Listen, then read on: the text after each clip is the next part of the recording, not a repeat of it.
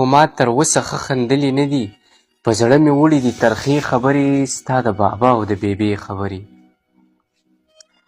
په زړه مې وړي دي ترخې خبرې ستا د بابا او د بېبې خبرې. خیر که هر څنګه و ما وخت تېراوه ستا جدایۍ کې مې سپین رنګ زیړاوه.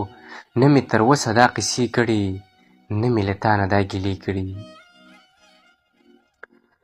نه مې تر اوسه دا قیسې کړي دي نه مې له تا نه دا ګیلې کړي دي. خو زه حیرانه یم چې چاته وویم ډېره مجبوره شوم نه تا ته وویم.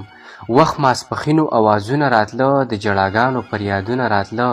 زه زر راووتم د کور جانانه پام مې کاوه د دغه شور جانانه.